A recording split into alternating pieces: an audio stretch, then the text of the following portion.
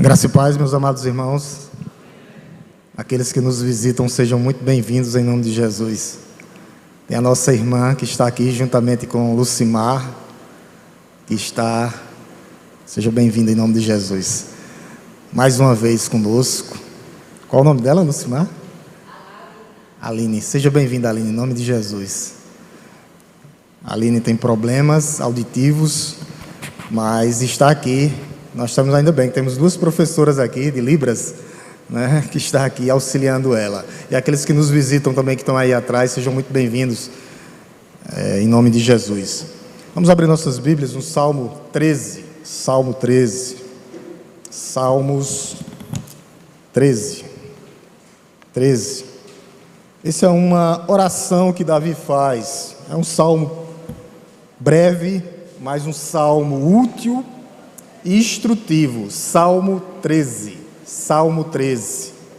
Salmo 13. Salmo 13. Nós vamos trabalhar com esse tema nessa manhã. Davi estava passando por uma grande tristeza, mas ele passa da tristeza para a alegria. Aquela alegria exultante em Deus. Em Deus. E quem nunca passou por um momento de tristeza, por um momento de depressão, por um momento de angústia? Era isso que Davi estava passando. Nós vamos ler o Salmo 13 nessa manhã, mas a gente vê que Davi vira a chave. E ele olha para Deus, adora a Deus, bendiz a Deus, exalta a Deus. E é isso que nós temos que fazer. Se você está passando por algum tipo de tristeza, depressão, angústia, pensando que está abandonado, a primeira palavra para você nessa manhã é que Deus nunca abandona os seus filhos. É mais fácil uma mãe, como diz Isaías, uma mãe que está amamentando o seu filho, deixar e abandonar o seu filho, do que aquele pai que é Deus abandonar os seus filhos. Ele não nos abandona. Não nos abandona. Então essa é a primeira palavra. Mas vamos ler o Salmo. E ele é muito rico. Eu creio que dá para a gente terminar em uma hora tranquilamente. Salmo 13, do 1 ao 6. 6 versículos, mas muito rico. Eu vou ler os ímpares e gostaria que a amada igreja lesse os pares. Lesse os pares. A palavra de Deus nos diz assim: até quando, Senhor, te esquecerás de mim? Será para sempre? Até quando esconderá de mim o teu rosto?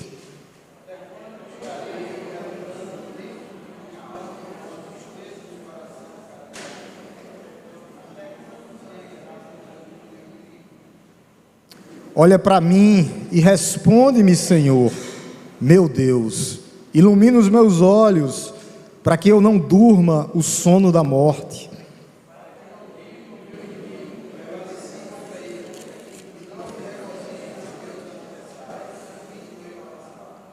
A partir daqui do verso 5 e 6 é a virada de chave na vida de Davi. Olha o que é que ele diz: quanto a mim, confio na tua graça, que o meu coração se alegra à tua salvação.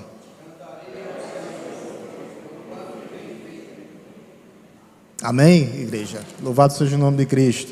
A gente vê aqui que Davi, ele começa esse salmo nas regiões mais profundas da tristeza, da angústia. Quem nunca passou por isso? O desânimo profundo, as profundezas do desânimo. Mas depois, em seguida, do verso 5 e 6, ele passa para uma alegria triunfante, uma alegria exultante. Ele exulta em Deus. Exultação aqui é a alegria máxima em Cristo. É o regozijo, o gozo na alma em Deus. Isso é alegria. Então a gente percebe aqui que do verso 1 ao verso 4 é desânimo. E esse desânimo parece crônico na vida de Davi, mas ele termina com uma confiança inabalável no seu Deus, na graça de Deus, na salvação de Deus, e ele termina entoando louvores a Deus. Essa daqui é a vida do crente. Passaremos por problemas, passaremos por dificuldades, mas sabendo que o maior de tudo Deus já nos deu, que é a salvação. Por isso nós temos que nos alegrar nesta salvação, na graça de Deus, a graça bendita de Deus, a graça que nos alcançou. ele passa por esse momento de desolação. Desolação é exultação, extrema tristeza a uma exultação profunda. É isso que o salmista está passando aqui. E passaremos também. A vida do crente é uma vida de picos. A gente vai ter momentos de alegria, momentos de tristeza. Tá? Nós não estamos imunes a passar por isso, de passar a um pico de tristeza, a um pico de felicidade, desânimo e exultação. Essa é a vida do crente, e nós temos que nos acostumar com isso, mas sabendo que a alegria maior está conosco, que a salvação, que a graça de Deus. Davi aqui, ele seria o futuro rei de Israel. E é interessante que Davi ele foi ungido por Samuel. Mas Davi, isso serve para a igreja nesse momento agora, para que nós possamos pensar. Davi foi ungido rei de Israel, rei da nação de Israel, mas Davi só assume o trono 15 anos depois. Provavelmente de 13 a 16 anos, os estudiosos. Então, trazendo para a igreja hoje que as coisas só acontecem no tempo de Deus. O rei Davi, o homem segundo o coração de Deus. Então, nós não devemos querer colocar ou apressar as coisas, mas sabendo que tudo vai acontecer no tempo de Deus. Todas as coisas, elas cooperam, elas vão se concretizar no tempo de Deus. E Davi aqui ele teve que ser matriculado, literalmente, na escola do quebrantamento. Nós temos que ser matriculados na escola do quebrantamento. Nós temos que estar diante de Deus com os corações quebrantados, contridos e compungidos. Davi teve que passar por isso, para que ele não se tornasse um Saul da vida, que começou bem a caminhada, mas não terminou a caminhada. Isso serve para a igreja. Como é que está a nossa caminhada diante de Deus? Muitos começam, mas não terminam a caminhada. Um homem segundo o coração de Deus teria que estar quebrantado para assumir essa liderança do povo de Israel. Serve para a igreja também. Só assim ele poderia assumir e governar com justiça, como governou durante 40 anos. Houve fugas, perseguições. Quem nunca passou por isso? Perseguições, várias ocasiões. É interessante. Eu vou pedir a Igor para colocar aqui, 1 Samuel, porque tinha momentos da vida que ele disse, Davi, que estava a um passo da morte, a um passo da sepultura, de tanta perseguição. Vamos voltar a 1 Samuel, 1 Samuel 23, 1 Samuel 23.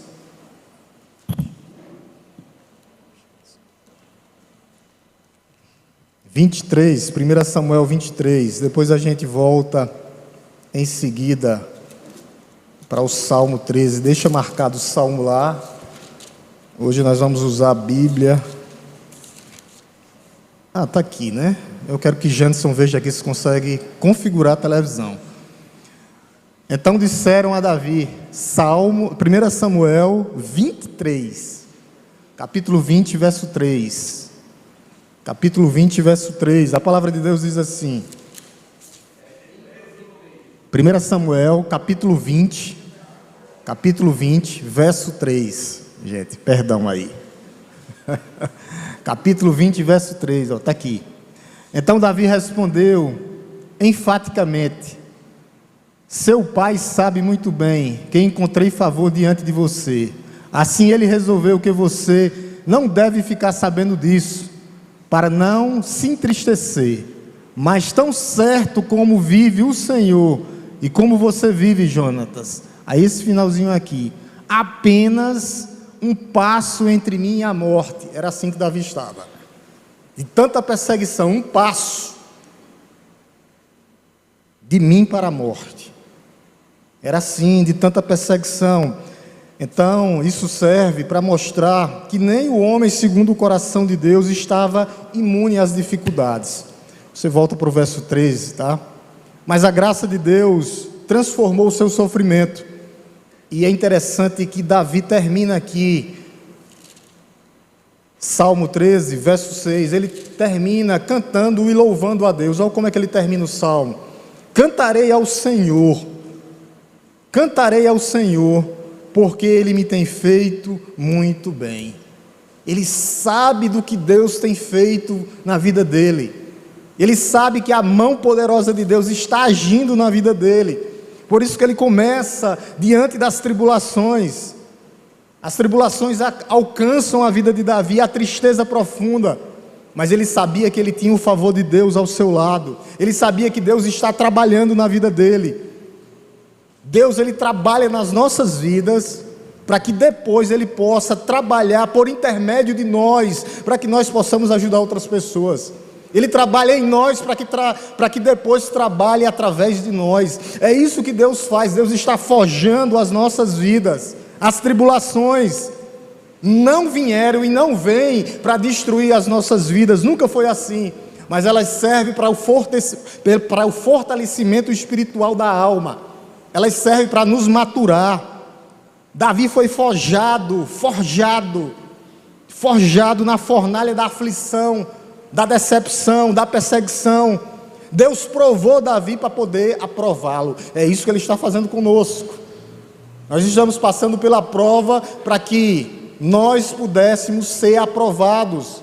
É isso que Ele está fazendo conosco. E eu quero que você perceba os temores de Davi. O verso 1 ao verso 2 são sentimentos e aflições de dentro do seu coração, dentro da sua alma. Davi estava passando por uma perseguição implacável através do rei Saul. Davi fugiu de Saul. Davi passou por cidades, vilas, desertos, cavernas. Quem não lembra da caverna de Adulão, onde Davi se escondeu durante vários dias? Davi estava cansado de fugir, de se esconder, de ser humilhado, de não ver uma luz no final do túnel. Você já passou por isso? Quando você pensa que você não tem uma luz no fim do túnel, que a sua vida está sem saída, você olha para trás, você olha para a direita, você olha para a esquerda, e você não vê a mão de Deus na sua vida, você só vê aflição, decepção. Esse salmo expressa justamente isso, do verso 1 ao verso 4, o lamento de Davi, uma voz que clama, uma voz que grita por socorro, na sua dor, e nós temos que fazer isso, na nossa dor nós temos que gritar por Deus, porque no verso 6 ele diz justamente isso, porque ele me tem feito muito bem. Deus é bom para conosco. Esse salmo expressa a noite escura da alma de Davi, e Davi começa com 4 reclamações. Ele literalmente despeja essas reclamações diante de Deus. É isso que ele estava fazendo. Olha o que é que ele diz, Davi, na parte A do verso 1. Até quando, Senhor? Ele estava pensando que estava abandonado. Até quando, Senhor, te esquecerás de mim? Até quando, Senhor? Os sentimentos eram turbulentos, sentimento de agonia, sentimento de abandono. Davi tem a sensação aqui que Deus não se lembra mais dele. Até quando, Senhor, tu esquecerás de mim? Até quando, Senhor? Como se Deus não lembrasse mais de Davi. E às vezes você pode ter passado por isso aqui, mas a duração da provação, ela começa a cansar Davi. Eu quero que você preste atenção que Davi repete 4 vezes essa palavra até quando, no verso 1 até o verso 2, olha aqui, até quando, Senhor, na primeira parte do verso 1, a segunda parte do verso 2, olha o que é que ele diz, até quando, Senhor, te esquecerás de mim? A primeira vez, verso 1, verso 2, o que é que ele diz? Novamente no comecinho, até quando, Senhor, esquecerás de mim? Até quando, Senhor? É isso que ele repete 4 vezes aqui, até quando? Até quando? Até quando? E até quando? 4 vezes, do verso 1 ao verso 2. Então era um sentimento de abandono, nesses 2 versículos aqui. Porém, nós devemos lembrar que Deus ele está trabalhando em nosso favor. Ele está trabalhando em nosso favor. Eu quero dizer para você nessa manhã que por mais que você esteja passando por agonia, decepção, passando pela noite escura na alma, eu quero te dizer nessa manhã que vai passar, porque há tempo para tudo nessa vida, inclusive para as provações das nossas vidas passar. Mas aqui Davi pensava que esse esquecimento de Deus era definitivo, porque ele repete aqui: até quando, Senhor, te esquecerás de mim? Porém, esse sentimento que os crentes têm, como Davi, é um sentimento de engano. Deus não tem amnésia, não. Deus não tem Alzheimer, não. Deus não esquece dos seus filhos. Deus não esquece dos seus filhos. Vamos lá para Isaías 49:15. Isaías 49:15. Isaías 49:15. Isaías 49:15. Era esse versículo, que você possa meditar nele em casa, marcar aí. Essa é a resposta de Deus, Isaías 49:15. Amém? Está aqui, postado, tá? Estou abrindo a Bíblia porque não está tendo para mim aqui. Diz assim: ó Senhor, responde, será que uma mulher pode se esquecer do seu filho, que ainda mama, de maneira que não se compadeça do filho no seu ventre? Mas, ainda que esta viesse a se esquecer dele, olha o que é que Deus diz para nós nessa manhã: eu, porém, não me esquecerei de você. Eu, porém, não me esquecerei de você. É Deus falando para você nessa manhã, que Ele não se esquece dos seus filhos. Uma mãe que amamenta pode esquecer, mas Deus não esquece dos seus filhos. O céu pode estar repleto de nuvens carregadas, pode estar, que às vezes esconde o sol, mas o sol se pôs aqui em Araripina, não foi? Ele já se escondeu lá no Japão, mas o sol continua lá. O sol continua no mesmo local, Deus continua lá, reinando no seu trono, e Ele conhece e sabe das nossas vidas. O sol se põe no lugar, mas ele nasce em outro, mas ele continua lá. O sol está lá, no mesmo lugar, Deus está lá no seu trono, no mesmo lugar, falando para a sua igreja isso, que Ele disse aqui: eu, porém, não me esquecerei de você. Não. Nós aqui às vezes não buscamos a Deus, mas Deus não se esquece dos seus filhos, não se esquece dos seus filhos, Ele não se esquece dos seus filhos de maneira nenhuma. Voltando para o Salmo 13, segundo ponto aqui dessa reclamação, segunda reclamação de Davi, ele estava nessa angústia, nessa falta de alegria no seu coração. Olha o que é que ele diz, a parte B do verso 1. Ele praticamente repete a mesma coisa: até quando esconderás de mim o teu rosto, Senhor? Ele pensou que Deus não estava mais olhando para ele, que Deus estava ocultando o seu rosto. A pior coisa de enfrentar nessa vida não são as nossas dificuldades e as nossas aflições, nem os nossos inimigos do dia a dia, mas é não contemplar o rosto ou a face do Senhor. Se o crente não está contemplando a face do Senhor, ele está que nem Davi aqui. Olha o que é que Davi diz: até quando esconderás de mim o teu rosto? Ele pensou que Deus estava escondendo o rosto dele, mas Deus não está. Ele olha para nós, Ele sabe das nossas vidas, Ele sabe do que nós estamos passando. Busque a Ele, tenha relacionamento com Ele, meu irmão. Ele está lá no mesmo lugar, como o sol está. Ele não muda, é imutável. Terceiro lugar, olha o que é que ele diz: a tristeza de Davi, as reclamações de Davi no verso 2, a parte A. Ele continua reclamando: até quando está o coração? A tristeza batia dia a dia. Davi se sentia sozinho, abandonado. O único inimigo dele era a tristeza, era a decepção. Dia após dia, tristeza no seu coração. É isso que ele diz aqui: até quando estarei relutando em minha alma com tristeza? O que acompanhava ele era tristeza. Dia a dia, tristeza. Todo dia, o cálice amargo da tristeza em seu coração. que assombrava. Muitos passam por isso, por tristeza, por decepção, o desânimo, sem saber. Por isso que ele fala novamente: até quando estarei relutando? Até quando, Senhor meu, Deus meu? E agora a reclamação de Davi era contra os seus inimigos. Olha o que ele diz no final do verso 2. No final do verso 2, quando ele diz: até quando, novamente, até quando o meu inimigo se exaltará sobre mim? Até quando? Era um lamento de perturbação, de dor, de aflição. Ele viaja nas profundas tristezas da sua alma. Os seus inimigos caminhavam, e para onde ele olhava havia inimigos. E às vezes o nosso maior inimigo é isso aqui: a mente humana. Às vezes nós criamos coisas em nossas cabeças.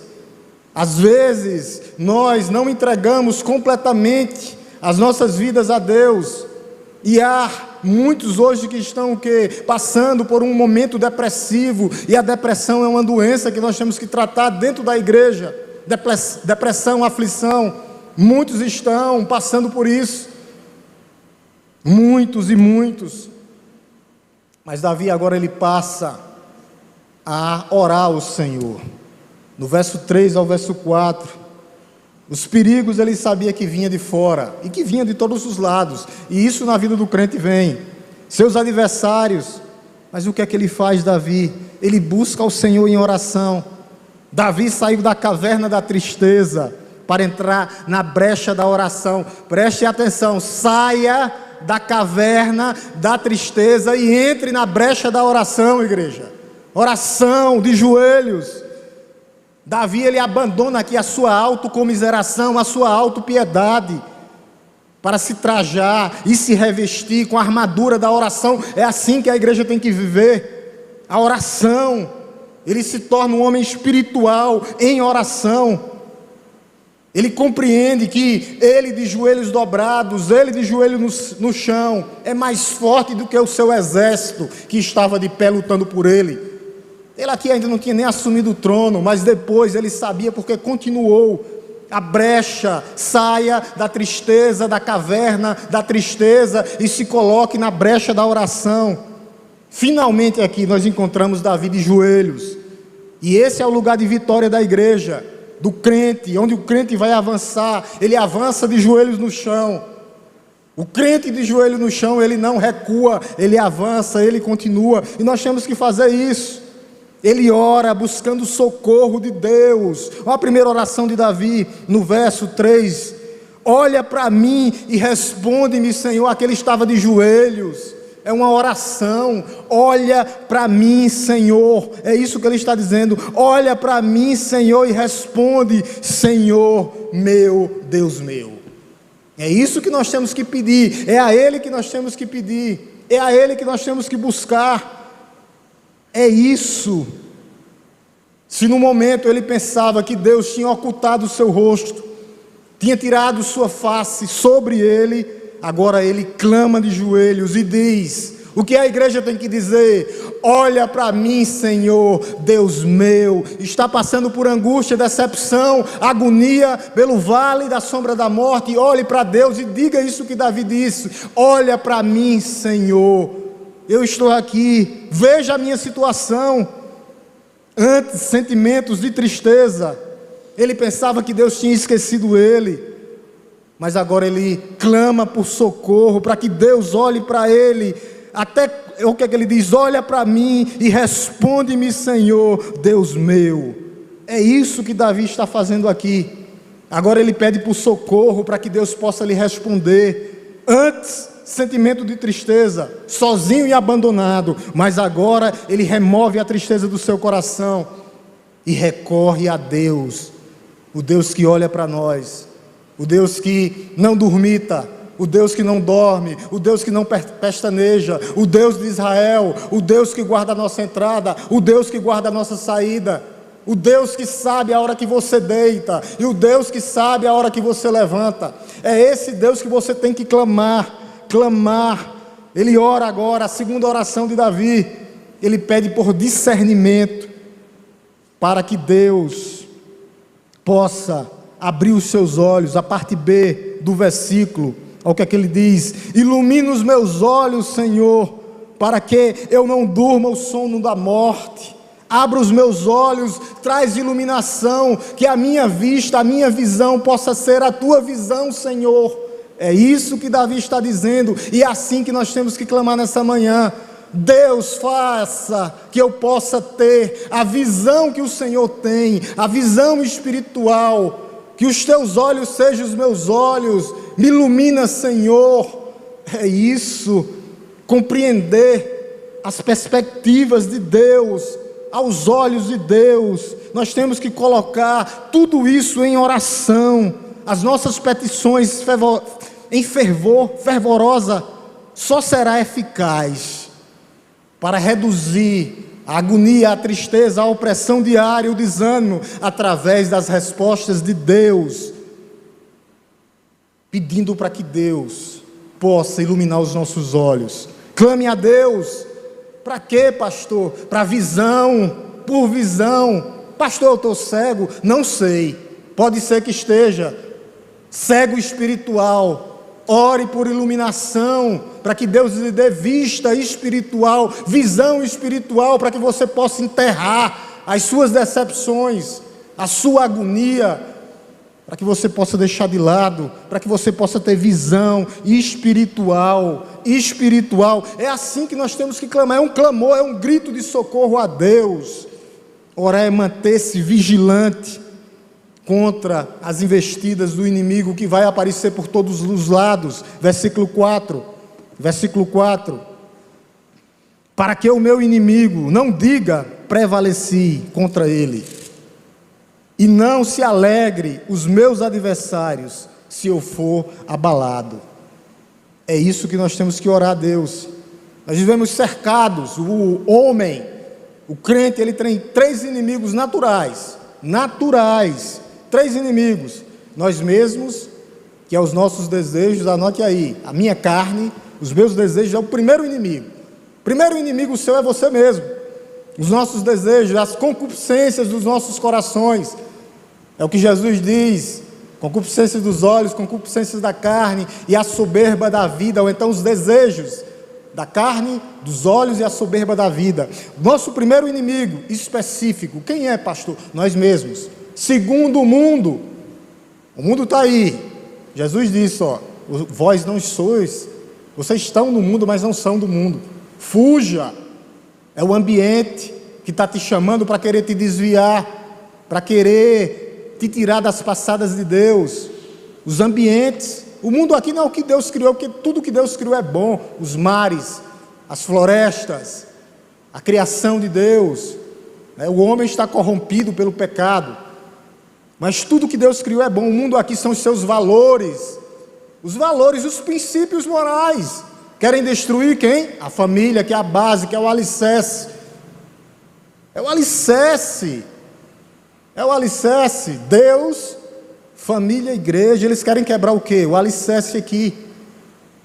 Então, eles querem distorcer os valores. Eles querem que nós nos adaptemos a eles. Não.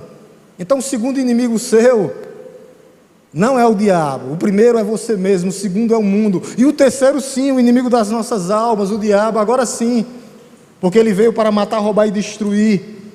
Os inimigos, eles estão aos nossos lados, são cruéis, não dão folga. O inimigo procura uma brecha na sua vida. Uma brecha. Está na brecha da oração, está na brecha da intercessão, está na brecha da leitura da palavra, porque ele está procurando uma brecha para entrar e dizer que você simplesmente não serve para nada. Ele usa quem? Seus familiares. Ele usa quem? O seu ambiente de trabalho. Ele usa o que? As suas viagens. Ele usa o que? A sua família.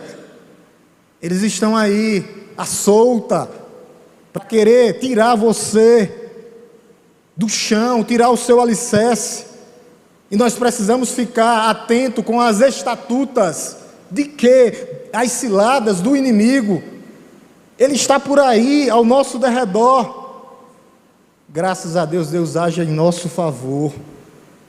Mas eu tenho que orar para que os meus adversários Não crie uma oportunidade para tirar o meu alicerce, para que eu não caia à queda. Eles querem isso.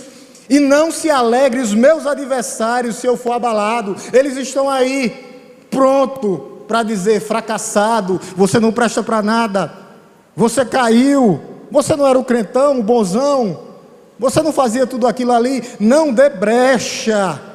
E os meus adversários, final do verso 4, e os meus adversários, se eu for abalado, eles estão prontos para se alegrar com a tua queda, com a nossa queda, com a queda da igreja. Por isso nós temos que estar na brecha da oração e na dependência de Deus, orar e vigiar, e comunhão com a igreja de Cristo. Se você não está em comunhão com a igreja de Cristo, está tudo errado.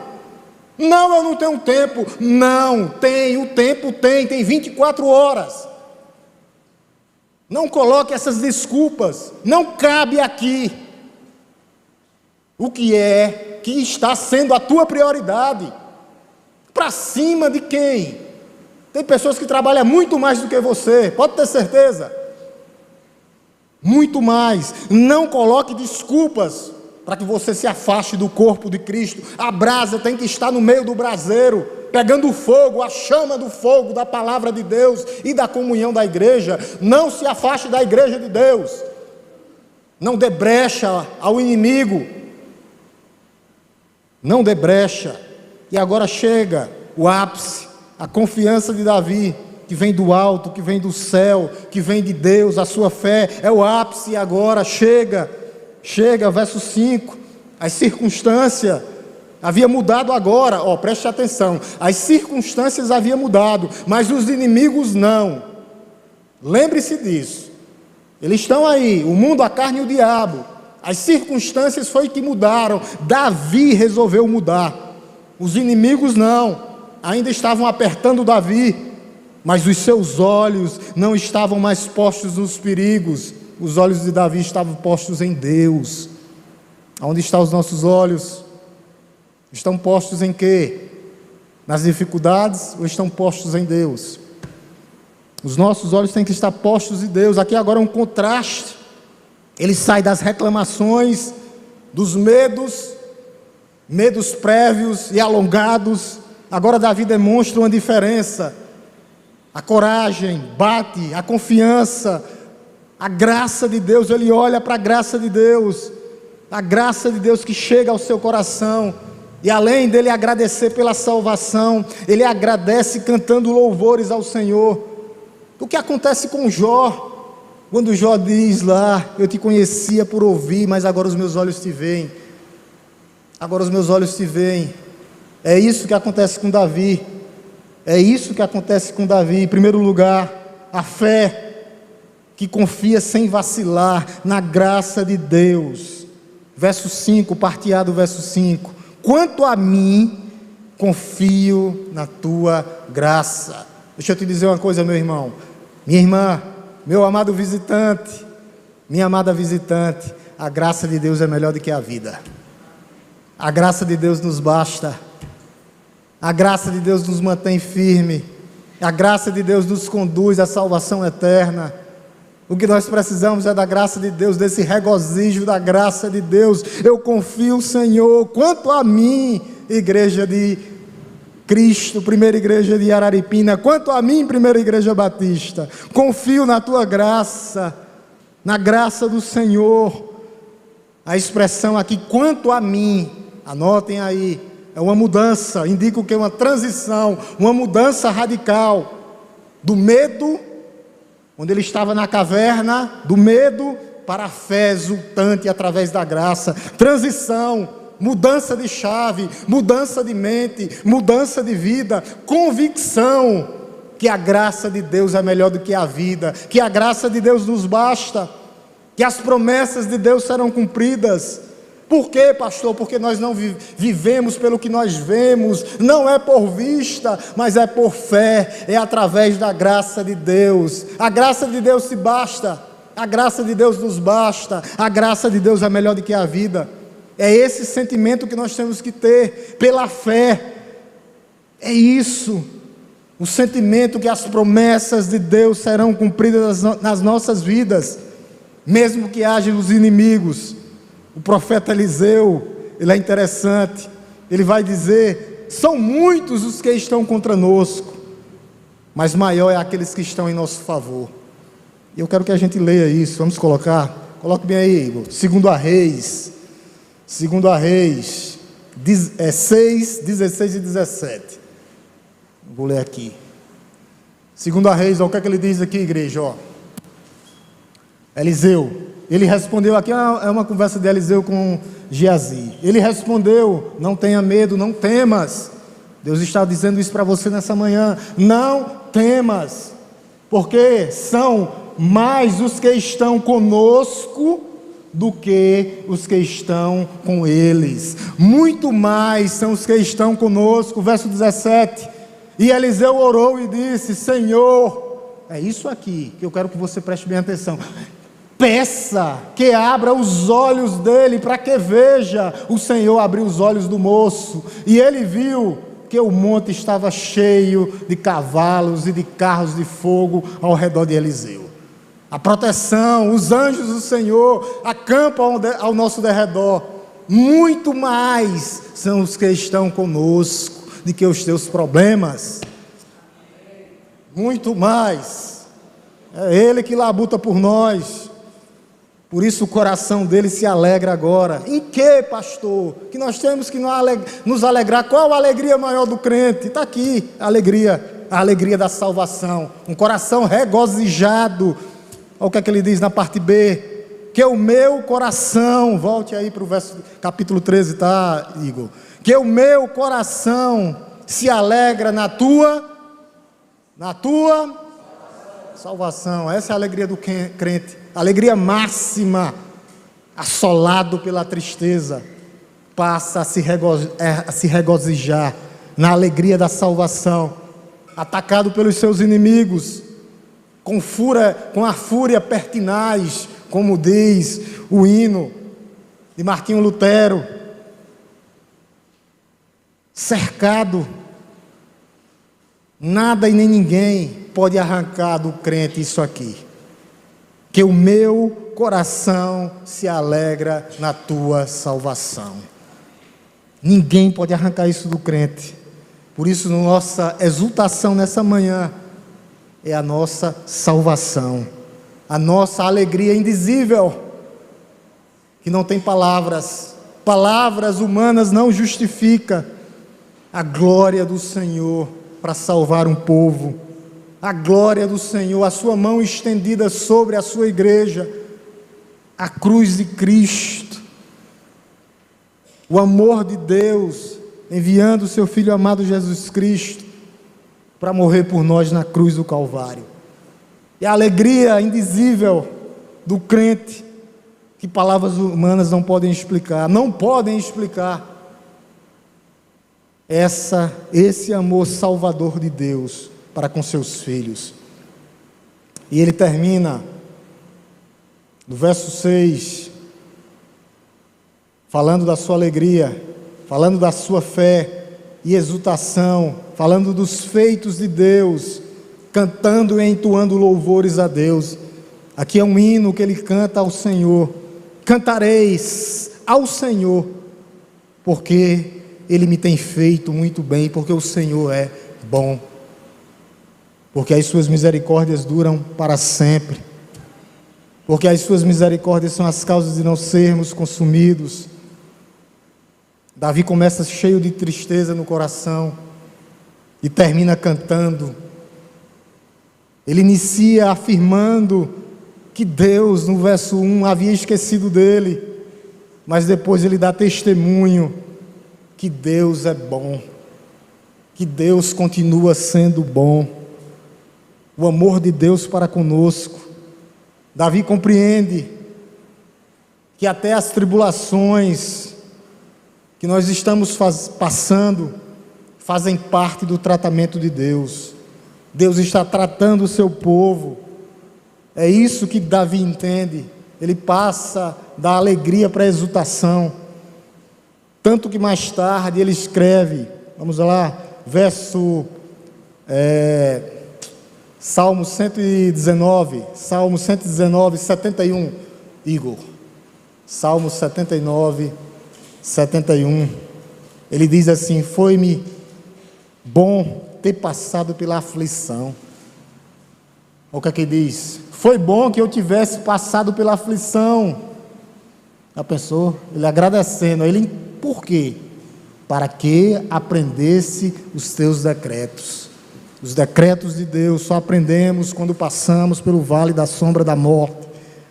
A palavra de Deus, os decretos de Deus, é isso que Ele fala aos nossos corações nessa manhã, e que nós possamos nos alegrar nele, no que Ele fez por nós. Ele é bom.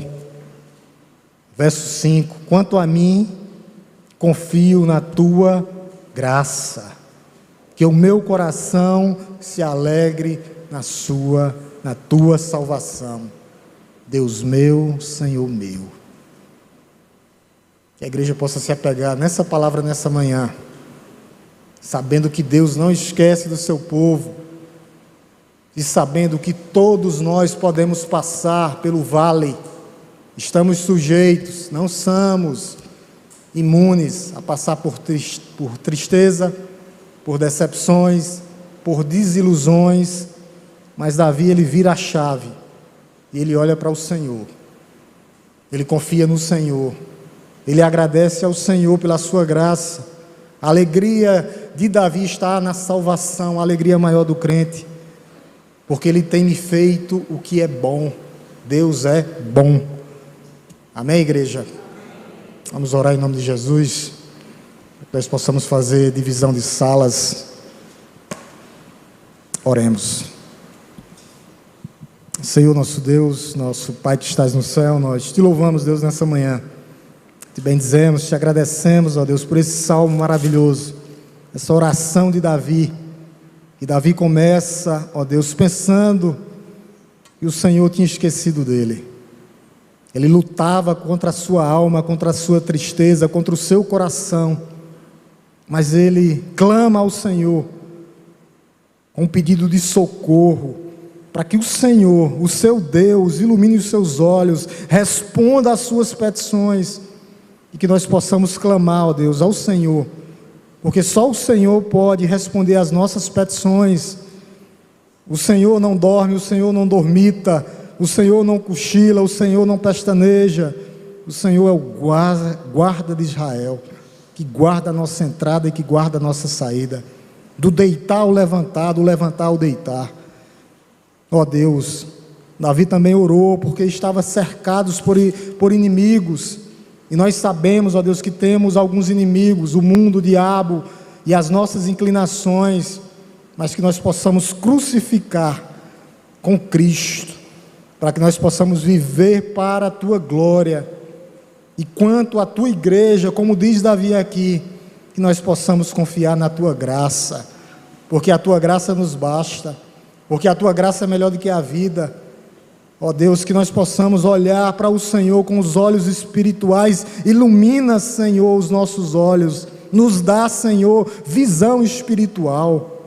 Ó Deus, aquece os nossos corações, vá de encontro, ó Deus, levantando, colocando de pé, trazendo, ó Deus, cura para aqueles que estão passando por alguma enfermidade, principalmente a enfermidade espiritual, a enfermidade da alma, a enfermidade, ó Deus, da agonia, da depressão. Vá de encontro, ó Deus, para que depois nós possamos fazer que nem Davi, entoar louvores ao Senhor, de agradecimento, com os nossos corações quebrantados, contritos, compungidos diante do Senhor, sabendo que o Senhor tem feito grandes coisas no meio do Teu povo, sabendo que a Tua igreja está alicerçada na rocha que é Cristo Jesus. Sabemos que nós temos à destra de Deus um advogado justo e fiel, Jesus Cristo nosso Senhor.